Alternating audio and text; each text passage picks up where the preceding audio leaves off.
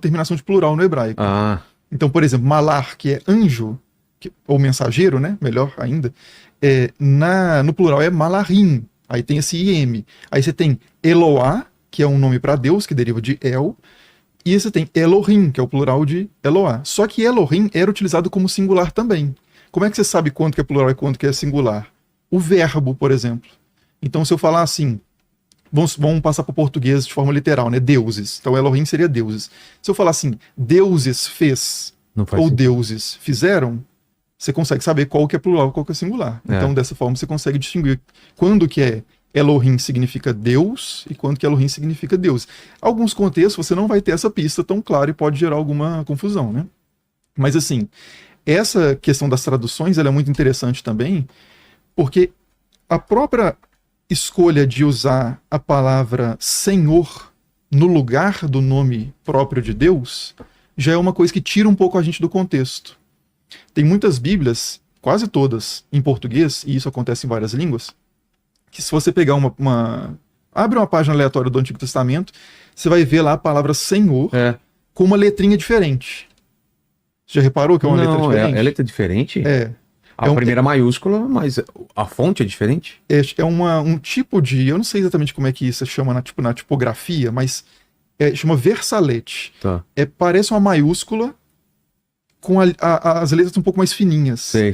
Ela é um pouquinho diferente. Isso indica que o que estava ali originalmente era o nome próprio de Deus. Que no hebraico são 4 letras, né? O hebraico só tem consoantes. Então, quando você translitera, quando você passa as letras do hebraico para as letras do alfabeto latino, que é o que a gente usa, fica geralmente YHWH. E isso é traduzido às vezes como... Você vocaliza, né, como Javé ou Jeová, os testemunhos de Jeová falam Jeová. Você pode falar Yavé, passando esse J aqui, é tipo uma semivogal para o I, que é uma vogal. Você pode falar Yahu, Yehu. Isso o que é que você colocou? Baal. Baal. É isso. Aí não chegamos lá. Segura ele aí. Segura ele. Mas coloca essas letras, né? Se você encontrar uma página, tipo assim, digita Bíblia Isaías e no Google Imagens e vê se acha uma página aberta assim, porque é muito fácil, porque a quantidade de vezes que aparece o nome de Deus, a chance de aparecer a imagem com esse versalete é grande. E por que se traduz como Senhor e não como Deus? Isso é uma prática que tem a ver com piedade, assim, para você evitar usar o nome de Deus. Tá. Né? Uma interpretação daquele mandamento do não usar o nome de Deus em vão seria de você não ficar falando o nome próprio de Deus. E aí, por isso que os judeus falam Adonai, né? Ou às vezes até falam Hashem, que é o nome, em vez de falar o nome próprio. Hashem é o nome? Isso. Ra é o artigo definido, né? E Shem é nome. Interessante isso. E aí você tem então você fala assim, né? Então o Senhor me mandou para tal lugar. Ou eu sou o Senhor e não há outro. Originalmente o texto é escrito assim: eu sou Yavé e não há outro. Ou entendi. Yavé me mandou para tal coisa. Aí quando você lê dessa forma, com o nome próprio, isso dá uma singularidade, eu acho, maior para esse Deus, que você que está mais próximo do contexto original de tem vários deuses, e não é Deus me ajudou. É esse Deus e não outros me ajudou. Né? Eu acho que dá esse... Só de você mudar a palavra, voltar para como é que era no texto original, já dá uma... muda a sua cabeça, né? A leitura. E aí quando aparece Deus ou deuses, geralmente a palavra é Elohim, que realmente é uma palavra mais genérica, né? Que pode significar deuses, pode ser usada inclusive para falar do deus de outros povos, tipo Baal e Asherah, podem ser referidos como deuses, ou pode ser o nome, uma forma de se referir ao Deus de Israel também. É igual a palavra Deus no português, né? Você pode falar que Zeus é um deus, você pode falar que Alá é um deus. E também uma coisa que eu tenho dúvida é o seguinte, né? Os deuses gregos, por exemplo, a gente chama de mitologia, mas para eles era uma religião, eles acreditavam naqueles deuses. Exatamente. Como funciona isso? O que vira mitologia? Então, isso é muito importante. Na Bíblia pode ser considerada mitologia também? Pode, dependendo do que você entende como mitologia, porque essa palavra tem significados diferentes, né? Então, geralmente, no uso comum, a gente chama de mitologia mentira, ou mito. Tipo assim, você fala assim, isso aí é mito. Entendi. O cara me contou uma história, você fala, não, isso aí é mito, é falso, é isso que você quer dizer, né? Ou quando você fala de outras religiões, geralmente o pessoal fala de mitologia se referindo às histórias dos deuses que não são cultuados hoje em geral, né? Você tem até movimentos recentes, assim, neopaganismo, o pessoal que cultua deuses gregos, mas é pouca gente. Mas a mitologia, mais tecnicamente, é um aspecto da religião, das tradições. A mitologia são as histórias. É a parte narrativa da religião. Então, tipo assim, o culto a Zeus, ele não é mitológico. O culto a Zeus é cultico. É a performance. Você vai levar um touro e sacrificar ele no altar de Zeus. Vai queimar ele para que a fumaça do touro suba até Zeus, porque Zeus está no céu, então ele recebe a fumaça, né? Então, agora, contar a história do Caixa de Pandora, a história do Minotauro, tudo isso é tudo mitologia. Isso, porque isso são... Mas essas coisas estão relacionadas, porque, por exemplo, você falou da Caixa de Pandora. A Caixa de Pandora tem a ver com o mito de Prometeu. Que Prometeu acorrentado. Isso, que é o Prometeu acorrentado já é tipo uma peça de teatro baseada nessas histórias tradicionais. Ah, né? tá. Porque mitologia, para dar uma definição, assim, né? Mitologia é basicamente as histórias tradicionais, ou seja, histórias são passadas de geração em geração, e que são fundantes ali para valores de um povo, para a forma de pensar sobre a nossa relação Moral, ética, com o vizinho. Tipo assim, por que a gente tem tanto problema com o povo tal? Ah, é porque lá no início, o patriarca daquele povo e o nosso deu problema. Entendi. Ou então, assim, por que nós, atenienses, vivemos nesse território aqui? Aí você conta a história de quando o deus Hefesto tentou se reproduzir, né, com a deusa Atena, que é a deusa virgem. Ela rejeita essa incursão do Hefesto, ele acaba ejaculando na coxa dela, ela joga o sêmen do Hefesto, que é um sêmen divino, então é sempre fértil, né, joga no chão, e aí o chão é a terra é uma deusa também, Gaia engravida de Hefesto e dá luz ao autóctone, que é o primeiro ateniense. Então os atenienses, eles nasceram da terra, essa que é a moral da história. Entendi. E aquela terra pertence a eles não vieram de outro lugar, aquele é o lugar deles. Entendi. Então você tem essa parte que é narrativa, é uma história que se conta, transmitida de geração em geração, mas ela serve como base, né, para certas concepções de identidade nacional, de valores, de culto. O caso do mito de Prometeu tem uma história que Prometeu ele intervém, basicamente é essa história. Os humanos e os deuses viviam juntos, originalmente. E aí tem um sacrifício que vai ser feito, e uma parte vai ser dos humanos e outra parte vai ser de Zeus. E aí Prometeu, ele serve como uma espécie de proto-sacerdote, assim, ele vai mediar esse sacrifício. Ele pega o touro, divide em 2 pilhas, uma pilha vai ser dos humanos, outra pilha vai ser de Zeus, porque todo mundo vai receber uma parte daquele sacrifício. E aí, como ele gosta muito dos humanos, porque ele participou da criação dos humanos e tal, ele coloca os ossos do boi do lado numa pilha. Você ouviu essa história? Já. E coloca gordura por cima, que é uma gordura brilhante, bonita, etc. E no outro ele coloca a carne, que é a parte realmente mais de substância, né, do boi, e coloca as vísceras feias por cima. E aí ele fala assim, pra Zeus escolher, como se ele fosse imparcial. Tipo assim, não, eu dividi, você escolhe. Sei. Aí Zeus, enganado por Prometeu, escolhe a pilha dos ossos. Com as vísceras. Com as vísceras. E aí ele fica indignado com Prometeu, e Prometeu é banido, Prometeu é acorrentado, vai ser. Mas ele roubou fogo também, né? Isso, tem a questão de roubar o fogo do céu. Segundo o Hesíodo, que é um dos caras que conta essa história, o Zeus já sabia que Prometeu estava enganando ele, mas ele se permitiu ser enganado para poder punir como justificativo. Tem várias versões e tal.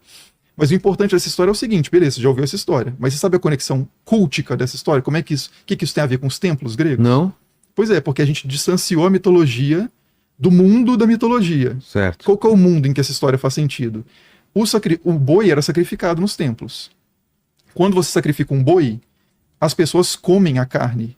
Depois que o boi é sacrificado, entregue ao deus, uma parte vai para o sacerdote. O couro, por exemplo, geralmente fica no templo. O sacerdote pode economicamente usar aquilo, pode vender, etc., para o seu sustento. E as pessoas vão queimar aquela carne, comer coletivamente aquela carne, tipo um churrascão. Sim. E os ossos e aquela gordura mais assim, que não está junto da carne, né, a gordura mais tosca, assim, aquilo é queimado pro deus, para subir como fumaça pro deus. É isso que o mito de Prometeu está explicando. Por que os humanos recebem a melhor parte do boi Se os deuses são mais importantes, são os imortais, são bons. Por causa disso. Aí você conta a história Cara, do mito de Prometeu, pra porque justificar. isso vem de um engano que foi um deus, também um deus primordial, um titã, né, que é de uma geração anterior, que enganou Zeus. E é por isso que é sempre esses mitos, né? Tem outro termo mais técnico para isso, que é narrativas etiológicas, que são histórias que explicam a causa ou a origem de alguma coisa. Então sempre essas histórias terminam no "e é por isso que". Ah, Então a gente encontra muito disso na Bíblia. que legal. Nesse sentido, a gente tem muitas histórias mitológicas na Bíblia, nesse sentido, que tem uma história na Bíblia em que Jacó luta contra o anjo. É. Uma história também super enigmática, né? Exato. Ele luta contra Deus, mas é um anjo, e é uma batalha corporal, um negócio super enigmático. E aí, no momento dessa luta com o anjo / Deus, Jacó recebe uma pancada na coxa. E aí o texto diz: e é por isso que até hoje não se come essa parte tal do novilho, ou da ovelha, sei lá, não lembro qual é o animal. Então são histórias que elas justificam alguma coisa da realidade presente. Você fala de uma história de tempos ancestrais do passado, e é por isso que, por causa das coisas passadas, as coisas são assim hoje. Então é assim que a mitologia funciona dentro do mundo dela, né? Só que hoje a gente está como a gente não vive mais no mundo da mitologia, a gente vê, sei lá, o Thor num filme da Marvel, outro super-herói, a gente vê Zeus num desenho da Disney, e não associa isso com religião, porque a mitologia foi desconectada Total. do mundo que produziu a mitologia, né? Mas originalmente a mitologia é um aspecto só do mundo religioso antigo. Então, nesse sentido, não tem diferença na forma como as crenças e as práticas bíblicas se justificavam na antiguidade e a de outros povos se justificava, porque eles também contavam essa história dos seus ancestrais, dos seus patriarcas, dos seus deuses, dos tempos primordiais, por exemplo, Adão e Eva também, né? A história de Adão e Eva, ela termina, a Gênesis 3, com 3 coisas que essa história explica. A serpente passa a andar com a barriga no chão, e é por isso que, né? O homem é forçado a trabalhar, viver do seu suor, do seu trabalho, e a mulher vai sentir as dores do parto. Isso. Então são coisas que a gente observa na realidade presente. E a gente vai carregar o pecado original. A questão do pecado original já é um desenvolvimento teológico bem posterior. Ah, é? É. Sério? Essa ideia Não de vem que... de... Não. Se você pega tradições mais antigas, nos tempos antigos Judá e Israel, ou mesmo no judaísmo antigo, não tinha muito essa ideia de pecado original no sentido de o pecado de Adão e Eva a gente transmite de geração em geração, né? Que é meio que a ideia. Isso a gente encontra, a ideia do pecado original a gente encontra em Paulo, no Novo Testamento, assim, não exatamente tão sistematizada como na teologia hoje, e Santo Agostinho no quarto, quinto século, desenvolve também essa ideia com mais de forma mais sistemática, né? Tipo assim, ponto a ponto. Certo. Então, a ideia de pecado original tá mais nesse contexto, assim, mas originalmente essa história não era lida como mas pecado original. É isso, né? Toda essa história da árvore da sabedoria e da vida gera essas explicações, e é por isso que hoje em dia... Cara, e tem uma coisa interessantíssima nesse negócio de árvore da vida. Daqui a pouco a gente chega lá no Baal, né? É a árvore da vida e a árvore do conhecimento do bem e do mal, não é isso? São 2 árvores. Uma era permitido comer, que era a árvore da vida, por isso eles eram imortais, e a outra era proibido. Não. Não? A questão você pode comer de todas as árvores, menos da do conhecimento, né? Isso. Do bem e do mal. Tem um monte de árvore, porque diz que era tipo um jardim, né? Então tem essa ideia. E a árvore do conhecimento do bem e do mal, isso tem várias interpretações também, né? Mas essa ideia de árvore do bem e do mal, a gente poderia entender como árvore do que é bom e do que é ruim, que seria tudo. Esse é um tipo de expressão, né? Como é que fala? Figura de linguagem, que você fala tipo assim, céu e terra. O que é céu e terra? Tudo. É tipo de A a Z. De A a zinco, tem até um negócio de vitamina que era não sei o que lá, de A a zinco, que tipo assim, inclui tudo. Eu esqueci o nome disso agora, fugiu o nome. Mas é uma figura de linguagem que era muito utilizada. Então o conhecimento do bem e do mal, o conhecimento do que é bom e do que é ruim, é o conhecimento de tudo. É o conhecimento. Uma coisa que os animais não têm. É uma coisa que as plantas não têm, que as pedras não têm. Os deuses têm. Os deuses sabem, os deuses conhecem. Tanto que a cobra fala pra ter o conhecimento de Deus, não é? Exatamente. Vocês serão como Deus. Como Deus. E aí, A árvore da vida, o que deve ser essa árvore da vida? De novo, é uma coisa que não está totalmente explicitada ali, porque o autor pressupunha certos conhecimentos da época e não precisava explicar em detalhes. Aí hoje a gente fica meio perdido, né? Mas a árvore da vida é outra característica que os deuses têm por definição no mundo antigo, é a imortalidade. Isso diferencia os seres humanos dos deuses, né? Os mortais dos imortais. Faz sentido? Faz total. Então, a árvore da vida provavelmente é a fonte ali de vitalidade eterna. Enquanto você come da árvore da vida, você vai viver. Então você seria como Deus nesse aspecto também. Se os humanos comessem da árvore do conhecimento e da árvore da vida, eles seriam inteiramente como deuses. Porque eles teriam conhecimento e teriam imortalidade. Só que eles comem da árvore do conhecimento, Deus percebe que eles comeram da árvore do conhecimento, até porque Adão fala assim, que se escondeu porque estava nu. Isso. E aí qual que é a pergunta que Deus faz? Não, ele pergunta por que se escondeu. Por que se escondeu? Porque tô nu. Quem te disse que você tá nu, não é isso? Como que você sabe? Como você sabe, Como que você sabe que você tá nu? Ou seja, ele percebe que Adão tem conhecimento. Se ele tem conhecimento, ele comeu. Aí vem a fala, né? Então você comeu da árvore proibida. A árvore que você não podia comer. Porque antes ele estava nu e não sabia que estava nu. Ele não tinha noção da diferença de estar nu e estar vestido. Isso. E aí ele comeu da árvore do conhecimento. Então agora ele é como um deus. Adão e Eva são como deuses nesse aspecto. No aspecto de conhecimento. De conhecimento. E aí entra uma fala que diz assim, agora, para que eles não sejam como nós, e aí eles são expulsos do paraíso. Vê se você consegue pegar isso aí. Esse trecho? Gênesis 3. Tá.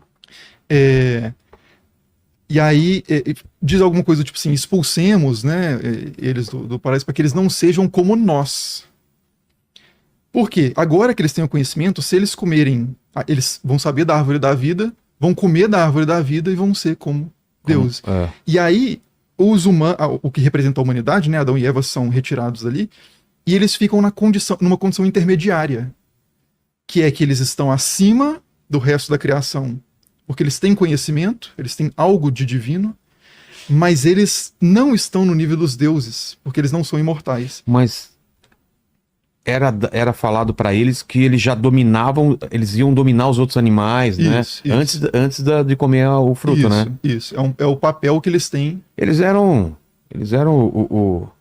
como chama, o bedel do paraíso. São os tipo administradores, né, da criação. O Adão era o bedel lá, era o porteiro não, porteiro não, né? Olha lá. Esse, 3:3? Não, não é esse exatamente. Ele quer o capítulo 3. É o capítulo 3, eu não sei qual versículo que vai estar isso. Não tem como pegar o capítulo 3 inteiro aí? Colocar? Mas os humanos já tinham um papel de gestão da criação inicial, né? Mas aí, essa mesma história não, mas temas semelhantes são muito frequentes na região onde a Bíblia foi produzida, mais ampla, né? Que é aquele mapa que a gente viu, que é o Antigo Oriente Próximo, Sim. Que inclui Mesopotâmia, Egito, etc. Você tem uma história ali naquele contexto, que é a história de Gilgamesh, que é um semideus. Ele é filho de uma deusa e com um deus, com um humano, né? E ele tá em busca, ele vive, ele é super forte, ele desafia todo mundo, faz o que ele quer. E aí ele fica meio que atazanando demais a turma. Tipo assim, o pessoal que... Ele é um rei, né? Então ele fica atazanando demais os súditos dele. Ele toma as mulheres na primeira noite, quando elas se casam com outra pessoa. E aí os caras da cidade começam a suplicar para os deuses intervirem naquela situação. Porque o cara tá insuportável. E aí eles intervêm como? Eles criam um ser que vai ser de igual para igual ali com o Gilgamesh. Que é o Enkidu, um cara fortão também. Ele vai sair na porrada com o Gilgamesh. Ele fala assim, pô, tomei umas porradas aqui, finalmente alguma coisa interessante na minha vida, né? É tipo, tem aquele desenho lá do One Punch Man. Ele encontra um adversário à altura. Finalmente. E aí ele fica, ele saiu na porrada com esse cara, mas virou o brother dele. Agora as coisas fazem sentido. Ele sai em umas aventuras para derrotar uns seres, um cara lá que também gigantesco, que morava na floresta, começa a fazer os negócios. E aí, só que eles atazanam demais, por exemplo, matando esse guardião da floresta, aí os deuses falam assim, não, a gente vai ter que fazer alguma coisa. Os dois não podem ficar, tem que um ou outro. Aí eles decidem matar o Enkidu. Aí quando esse Enkidu morre, o Gilgamesh fica profundamente triste. E ele percebe pela primeira vez a mortalidade, ele toma conhecimento, porque ele sempre foi arrogante, sempre pôde tudo, super forte. Ele percebe que Enkidu morrendo, aquilo indica também algo do futuro dele, que ele vai morrer também. E ele começa a buscar a imortalidade. E a história da epopeia de Gilgamesh é esse drama... Essa busca? Esse drama da pessoa que sabe que é mortal e não consegue resolver o problema da sua mortalidade. Entendi. Ele vai até o inferno também. Ele desce ao mundo dos mortos para consultar um cara que é imortal, né? Que é o Utnapishtim, que é outra história, tem a ver com a arca e tal. Dá pra gente fazer um programa só sobre Gilgamesh, não dá não? Com certeza. Porra. Olha lá, ó. Esse aí é o Gênesis 3 todo? Mas termina só essa história que você tá falando. Aí ele vai até os mundos mortos, vai atrás da imortalidade e aí... Isso, aí ele não consegue, porque esse cara que é imortal, que é o único ser humano imortal, ele é imortal por causas muito excepcionais. É porque ele participou da história lá do dilúvio, que a gente poderia entrar aqui, mas eu acho que já tá É outro dilúvio, Mas, e aí no final das contas ele volta para a cidade, no meio desse percurso, nas águas da morte, por onde ele atravessa de barco para ir para o mundo dos mortos, ele acha uma folha da vida, uma planta da vida, que daria para ele a permanência, não é exatamente imortalidade necessariamente, mas ele teria mais, como a árvore da vida, né? Tipo assim, enquanto você comia daquilo, basicamente, você vai viver. Só que ele distrai e uma serpente vai e abocanha essa planta. E imediatamente a casca antiga dela fica e a serpente sai renovada e vai embora.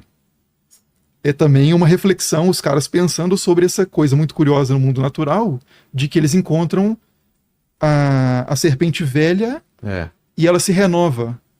Então é um símbolo, né, da renovação. E aí ele perde a planta, então mais uma vez ele se frustrou e ele volta para a cidade e vê toda a cidade que ele fez, a grandeza da cidade de Uruk, né, que é a cidade que ele era rei, e dá a entender que, tipo assim, ele percebe que ele vai ser imortal de outra forma, que é por meio do seu legado. Vai ser lembrado, Então, resumidamente, essa é a epopeia de Gilgamesh. Por que eu tô contando isso? Porque esse drama, é um dos exemplos poéticos desse drama da pessoa que sabe, é um excesso de conhecimento. A gente sabe mais do que a gente sabe de muita coisa, a gente não consegue resolver, a gente sabe do problema, mas a gente não tem a solução para o problema. E isso gera essa angústia. É uma crise existencial, né? Total. Tem outra história que é a história de Adapa também. É muito semelhante, que esse é uma figura que também busca, ele na verdade não busca a imortalidade, ele vai encontrar com os deuses e tem um deus que acha que eles vão matar o Adapa. Ele fala assim, não come nada que os deuses te oferecerem. Só que os deuses, na verdade, gostavam do cara. Eles oferecem para ele alimentos para a imortalidade, que se ele comesse, ele seria imortal. Só que como ele ouve o conselho do outro deus, ele não come. Então, esse tema, né, da imortalidade é muito recorrente nesse contexto. E uma das várias expressões dele é a história que a gente encontra ali no Gênesis. Então, quando você coloca essa história no contexto da mentalidade da época ali, da poesia da época, da literatura, você entende melhor qual que é o tema central daquilo ali. Entendi. Né? Aí tá o pessoal pode dar uma olhada no Gênesis 3 aí. Isso, deixa eu ver se eu acho ali. Serpente astuta. Ah lá, e disse o Senhor Deus. Qual que é o número? O 22. 22, tá. Senhor Deus ali, o Senhor é Yahvé, né? Sei. E Deus é Elohim. Então, e disse. O Senhor Deus. O Senhor Deus, eis que o homem é como um de nós, sabendo o bem e o mal. Agora, pois, para que não estenda a sua mão e tome também da árvore da vida e coma e viva para sempre. Portanto, o Senhor Deus o lançou do jardim. Mas o que eu entendi é que eles já comiam essa árvore da vida. Eles só foram impedidos agora, que eles comeram do conhecimento do bem e do mal, de continuar comendo, é isso? Olha... Ou eles não comiam? Isso não fica totalmente claro, porque a gente depende de como que a gente entende a árvore da vida, se ela dá vida enquanto você come... Ou se comeu, você é imortal para sempre. Entendi. Porque se for comeu e é imortal para sempre, eles não comeram. Exato. Não comiam. Agora, se você vive enquanto você come, o que estaria acontecendo é uma restrição. Né? Não é que eles eram imortais e deixaram de ser imortais.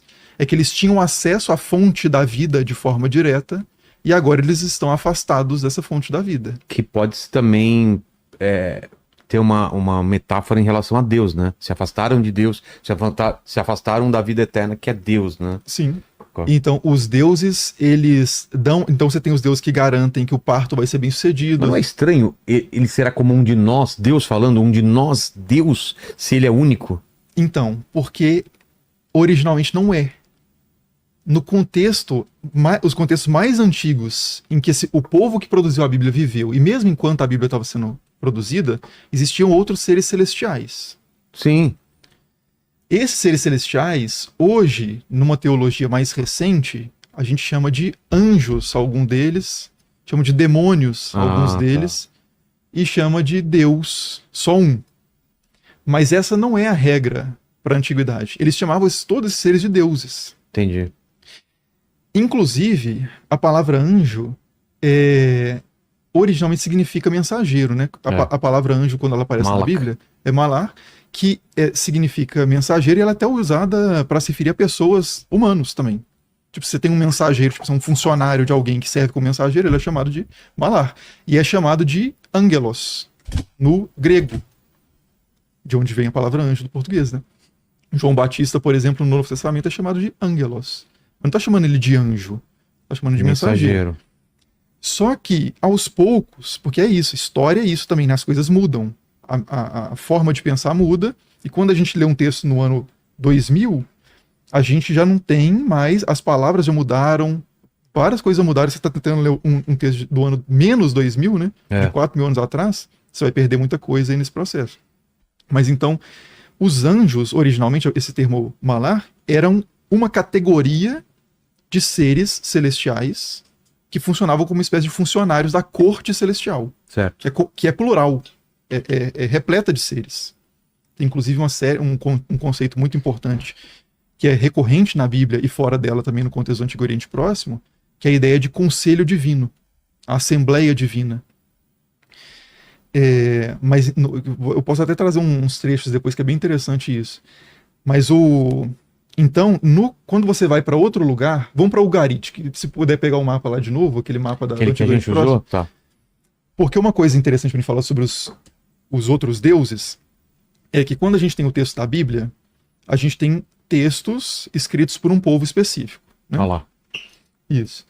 E aí esses textos falam de Baal, falam de Asherá, falam de Marduk, falam de vários deuses que não são deuses que eles defendem. Pelo contrário, são meio que os vilões. Né? Só que tinham povos que adoravam esses deuses. Ou até colocados como demônios, né? Como... Muito tardiamente, essa ideia de demônios pode chegar lá depois. Porque hoje em dia é visto como demônio. Moloch, Baal, tudo é demônio, né? Isso. Mas originalmente, a própria Bíblia, eles são chamados de deuses, né? De Elohim. E eles eram os deuses de outros povos. Então, ali em Ugarit, né, na Síria, ali perto de Alepo, perto de onde está a ilha de Chipre, ali, amarelinha, se você vai mais para o leste, na costa está escrito Ugarit. Tá.